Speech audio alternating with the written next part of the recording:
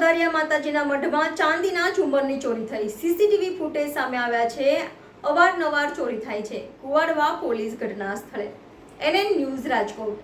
દર્શક મિત્રો, તમારી આસપાસ બની રહેલી અવનવી ઘટનાઓ વિશે જાણવા માટે NN ન્યૂઝને લાઇક કરો, શેર કરો, સબસ્ક્રાઇબ કરો અને બેલ આઇકન પ્રેસ કરો, જેથી આપને નોટિફિકેશન્સ મળતી રહે।